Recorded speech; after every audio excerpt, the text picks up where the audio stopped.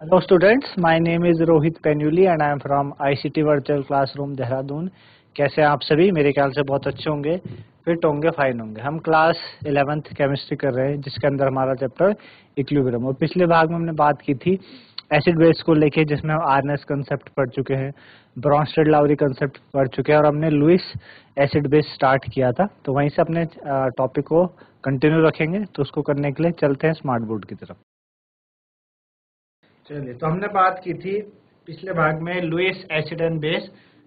Lewis acid base हमने बात की थी कि लुईस एसिड बेस का कंसेप्ट क्यों आया था, कि ब्राउनस्टेड लाउरी कुछ ऐसी बातें नहीं बता पाया था on the basis of electron, क्योंकि अब जो केमिस्ट्री में नई थ्योरीज आ रही थी, केमिकल इक्वेशन आ रही थी, वो आपकी इलेक्ट्रॉन के बेसिस पे हो रही थी। तो आपका जैसे BF3 है, AlCl3, SnCl4, इनके बारे में आपका ब्रॉन्स्टेड लाउरी आर्गनेस नहीं बता पा रहे थे कि एसिड एंड बेस है। लुईस एसिड बेस ने कंसेप्ट बताया। लुईस एसिड बेस ने कहा कि एसिड वो होते हैं जो इलेक्ट्रॉन को एक्सेप्ट करते हैं, बेस वो होते हैं जो इलेक्ट्रॉन को डोनेट करते हैं। जैसे कि हमने कहा NH3 आपका एक तरीके का बेस है, क्योंकि इसके पास लोन पेयर ऑफ इलेक्ट्रॉन है और ये इलेक्ट्रॉन को डोनेट करता है ना। तो एक तरीके का क्या है, बेस है, ठीक है ना। AlCl3, BF3, SnCl4 के बारे में उन्होंने कहा ये एसिड है, इलेक्ट्रॉन को एक्सेप्ट करते हैं। इतनी बात हमने पिछले भाग में करी थी, ठीक है ना।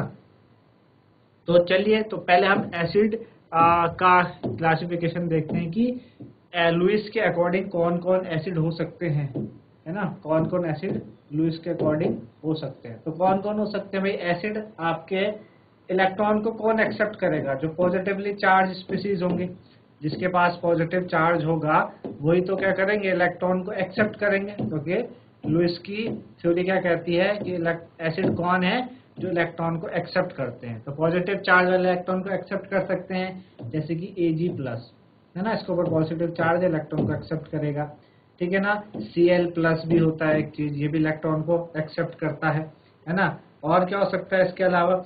आपका जैसे H+ तो होता ही है, ये तो एसिड होता ही है, भी एक्सेप्ट करेगा, है ना। H3O+ हो गया, हाइड्रोनियम आयन हो गया, ये भी करेगा, है ना। कॉपर 2+ हो गया, इसको भी एसिड की कैटेगरी में लुईस ने डाला। उसने कहा जितने भी पॉजिटिव चार्ज स्पीसीज है जो कैपेबल है इलेक्ट्रॉन को गेन करने के, वो आपकी एसिड कहलाएंगी, है ना। तो एक तो उन्होंने पॉजिटिवली चार्ज के बारे में बोला। उन्होंने कहा कि न्यूट्रल स्पीसीज भी, जो न्यूट्रल स्पीसीज भी होती है, उन्हें भी लुईस ने एसिड कहा। कैसे?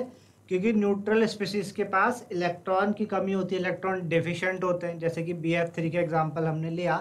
BF3 में आप देखो 6 इलेक्ट्रॉन है ऑक्टेट में, इनकम्प्लीट ऑक्टेट है, 8 होना चाहिए। ऑक्टेट रूल ही कहता है कि 8 इलेक्ट्रॉन होने चाहिए, लेकिन इसके पास तो कितने हैं, 6 इलेक्ट्रॉन मौजूद है। तो इस वजह से ये आपका क्या कहलाएगा, लुईस एसिड कहलाएगा, क्योंकि इलेक्ट्रॉन को एक्सेप्ट करने की इसके पास टेंडेंसी है ना। इसी तरीके से लुईस ने कहा SnCl4 और AlCl3 को भी इन्होंने कहा लुईस एसिड। क्यों कहा? क्योंकि इलेक्ट्रॉन की क्या है, इनके पास कमी है, इलेक्ट्रॉन डेफिशिएंट है। तो ये लुईस का एसिड बेस का कंसेप्ट था। तो अगर कोई पूछे क्या Ag+ एसिड है? नहीं, Ag+ एसिड नहीं है, Ag+ लुईस एसिड है। अगर कोई H+ को एसिड बोलता है तो H+ एसिड नहीं है, H+ लुईस एसिड है। Cl+ एसिड नहीं है, वो लुईस एसिड है।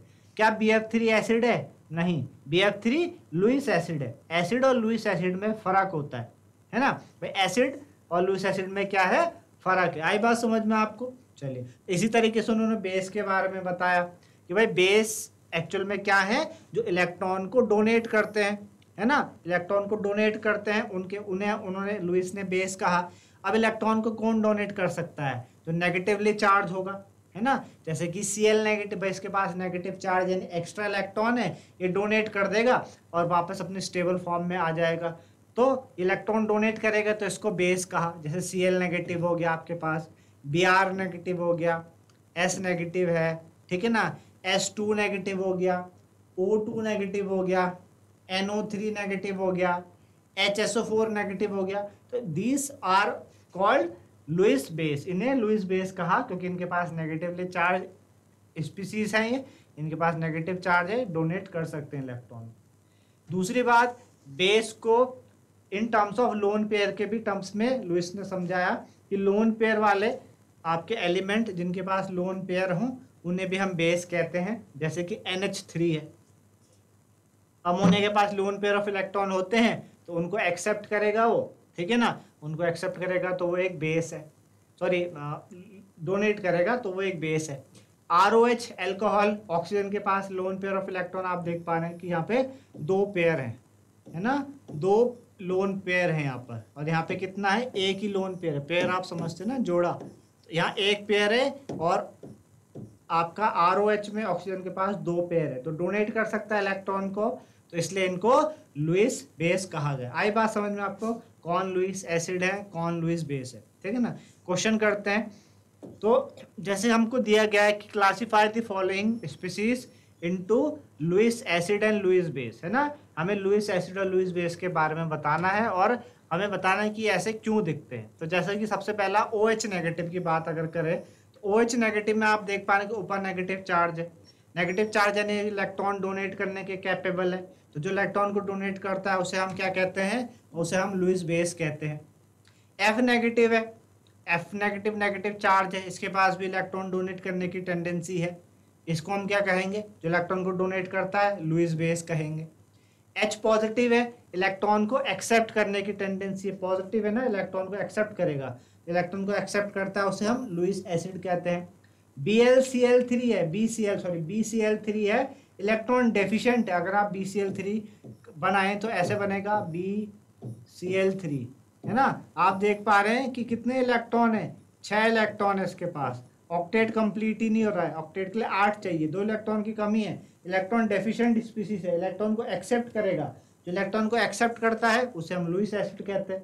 बेसिकली आपको इस क्वेश्चन से समझ में आएगा कि कौन लुईस एसिड है एंड कौन लुईस बेस है, ठीक। चलिए आगे बढ़ते हैं नेक्स्ट टॉपिक की तरफ, आयनाइजेशन कांस्टेंट, ठीक है ना। जैसे आपने इक्विलिब्रियम कांस्टेंट जाना था उसी तरीके से आयनाइजेशन कांस्टेंट की बात करेंगे कि भाई आयनाइजेशन कांस्टेंट क्या होता है। आयनाइजेशन कांस्टेंट,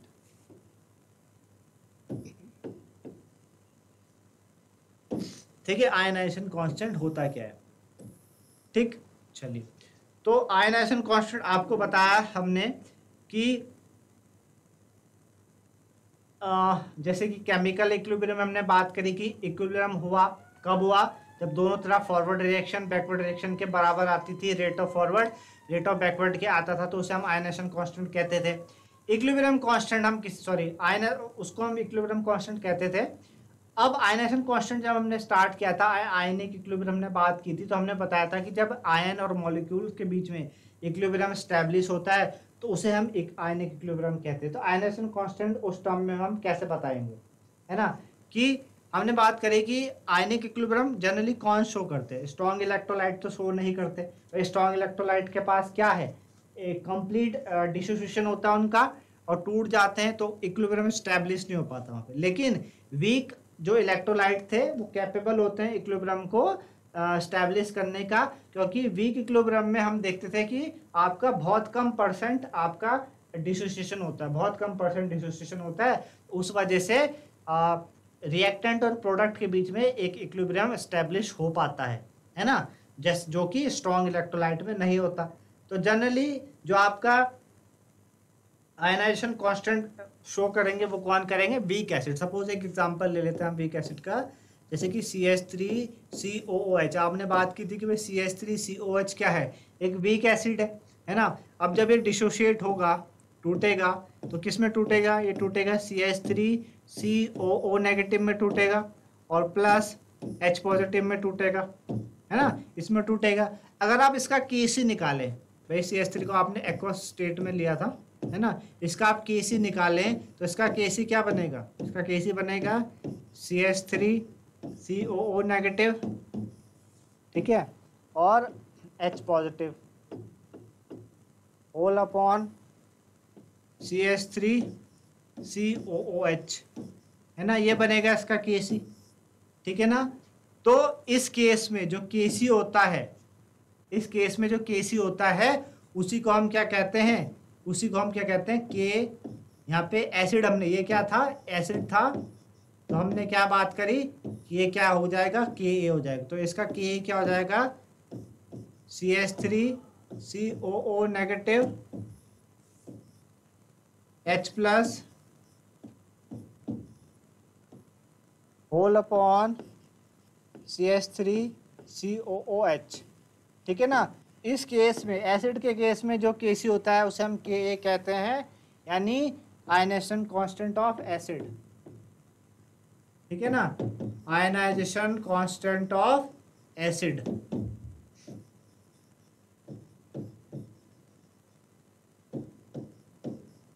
आए समझ में बात, आयनाइजेशन कांस्टेंट ऑफ एसिड। और जनरली जो आयनाइजेशन कांस्टेंट ऑफ एसिड होता है is only for weak acid, only for weak acid.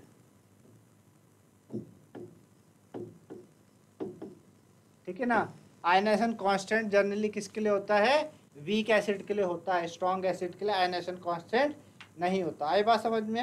Ionization constant किसके लिए होता है, सिर्फ वीक एसिड के लिए होता है।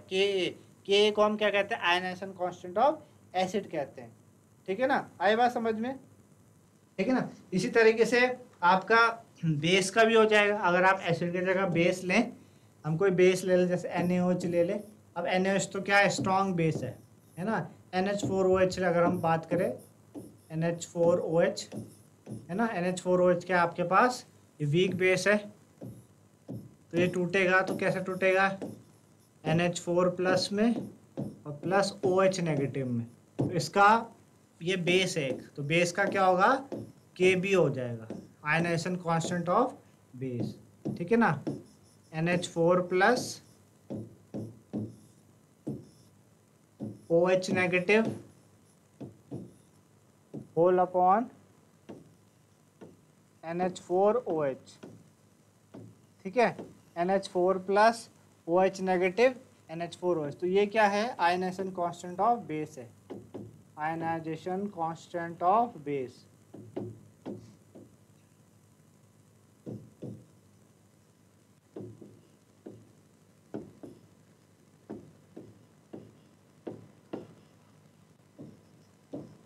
ठीक है, ये क्या कहलाएगा, आयनाइजेशन कांस्टेंट ऑफ बेस कहलाएगा। इसको हम आयनाइजेशन कांस्टेंट ऑफ बेस कहते हैं। ठीक है, चलिए आगे बात करें। आपने आयनाइजेशन कांस्टेंट ऑफ एसिड देखा, आपने आयनाइजेशन कांस्टेंट ऑफ बेस देखा।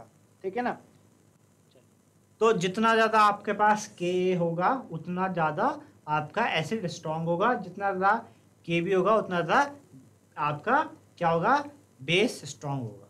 ठीक है ना, क्योंकि स्ट्रॉन्ग एसिड और वीक एसिड के बारे में हमें पता है, लेकिन आयनाइजेशन कांस्टेंट वीक एसिड्स का होता है और वीक बेस का होता है। तो वीक एसिड भी बहुत सारे हैं, उनमें उनमें सबसे ज़्यादा एसिडिक कौन है, और वीक बेस में सबसे ज़्यादा बेसिक कौन है ना। तो उनके लिए क्या है कि more the Kb more is the value of more is the value of Ka। ठीक है ना, stronger is the acid।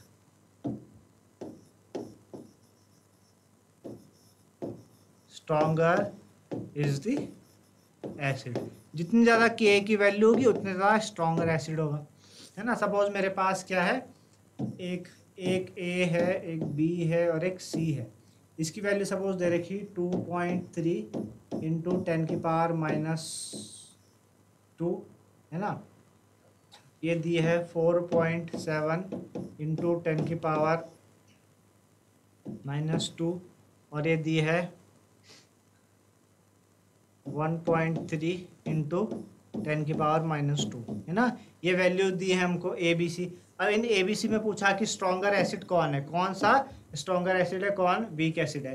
तो जिसका Ka सबसे ज़्यादा, ये Ka की वैल्यू दे रखी है, जिसका Ka सबसे ज़्यादा वो स्ट्रॉन्गर। तो सबसे ज़्यादा Ka किसका है, B का है, तो B सबसे ज़्यादा स्ट्रॉन्गर होगा। उसके बाद A का है तो A होगा, और सबसे लास्ट में कौन है, C का है तो C होगा, है ना। तो जितना ज़्यादा Ka की वैल्यू उतना ज़्यादा एसिड। इसी तरीके से बेस के केस में भी ऐसे हो जाएगा कि जितना ज़्यादा आपका value of Kb, more is the value of Kb,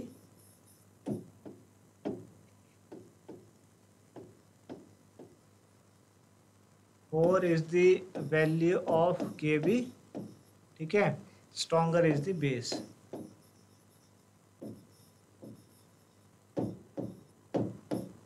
stronger is the base, जितनी ज़्यादा Kb की वैल्यू उतना स्ट्रॉन्ग आपका बेस हो जाएगा। वही सपोज जैसे आपके पास A, B और C है, ठीक है ना, इनकी Kb की वैल्यू हमको दे रखी है, इसकी सपोज दे रखी 0.3 इंटू 10 की पावर -9, 2.6 इंटू 10 की पावर -2, ठीक है।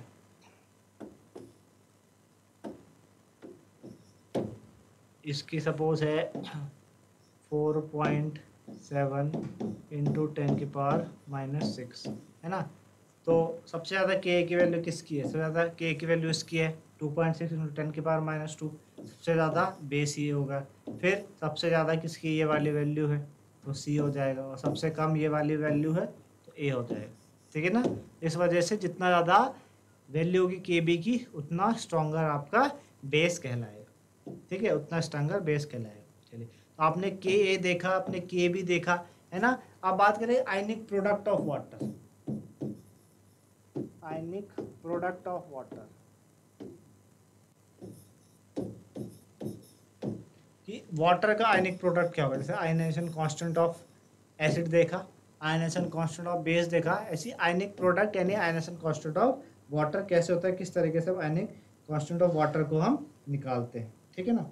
तो सपोज आपके पास सपोज क्या है, आपके पास ये है H2O लिक्विड में, ठीक है ना, और आपके पास दूसरा हो जाएगा H2O, ये भी लिक्विड में हो जाएगा, ठीक है ना। अब ये क्या हुआ, डिसोशिएट हुआ इस तरीके से, और इसने दिया सपोज H3O पॉजिटिव, ठीक है ना, एक्वस में, और OH नेगेटिव एक्वस में, ये हो गया आपके पास, है ना।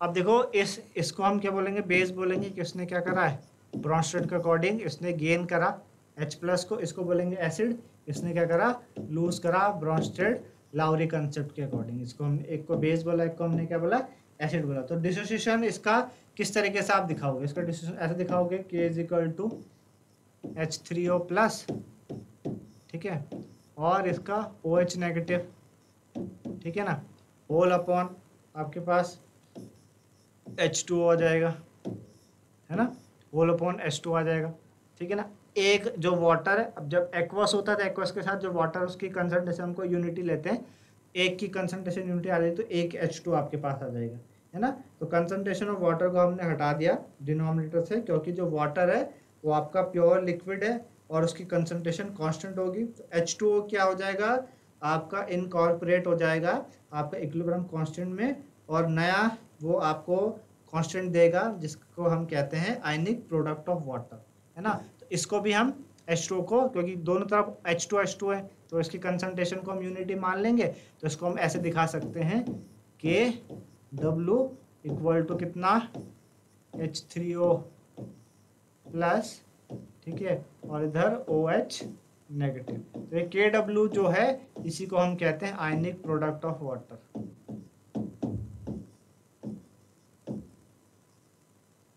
इसी को क्या कहते हैं, आयनिक प्रोडक्ट ऑफ वाटर कहते हैं। आई बात समझ में, आयनिक प्रोडक्ट ऑफ वाटर हमें से कह रहे हैं। आयनिक कांस्टेंट ऑफ आपने एसिड देखा, आयनिक कांस्टेंट ऑफ बेस देखा, आयनिक प्रोडक्ट ऑफ वाटर भी हम देखते हैं, है ना। तो जो कंसंट्रेशन है यहाँ पे आपके पास आया इस तरीके से, आपके पास क्या है, H3O और OH आया है ना। तो H3O लिखो चाहे H पॉजिटिव लिखो, एक ही बात है ना। क्योंकि हम जब हम एसिड की बात करते हैं तो एसिड को हम क्या बोलते हैं कि जो H+ रिलीज कर रहा है या H3O+ देता है उसको हम ये बोलते हैं, है ना। तो आप इसकी जगह ये भी लिख सकते हैं, KW को आप ऐसे भी लिख सकते हैं, KW = H+ और OH नेगेटिव। इसी से तो बना है ये वाटर, इसी से तो बनता है, H2 ऐसे तो बनता है, OH और H से बनता है वाटर। तो जो कंसंट्रेशन है H+ की वो एक्सपेरिमेंटली कितनी पाई गई, इसकी कंसंट्रेशन 1.0 इंटू 10 की पावर -7 मोल एट 298 केल्विन।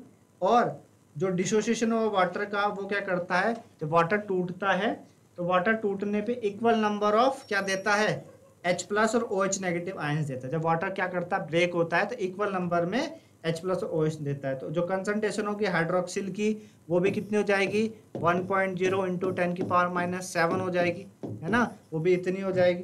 तो यहाँ से जो आपके पास Kw की जो वैल्यू आएगी, Kw की जो वैल्यू आएगी वो कितनी हो जाएगी 1 इंटू 10⁻⁻14 m², है ना। इतनी वैल्यू आपके पास क्या आ जाएगी Kw की 1 इंटू 10⁻⁻14 m²। तो इस तरीके से बच्चों आपने लुईस एसिड बेस के बारे में कंप्लीट आज हमने किया, साथ ही साथ आयनाइजेशन कांस्टेंट हमने समझने की कोशिश करी acid base and ionic product of water को लेकर। तो मेरे ख्याल से इतना आपको समझ में आया होगा। तो आज के लिए इतना ही था, धन्यवाद, हैव अ नाइस डे।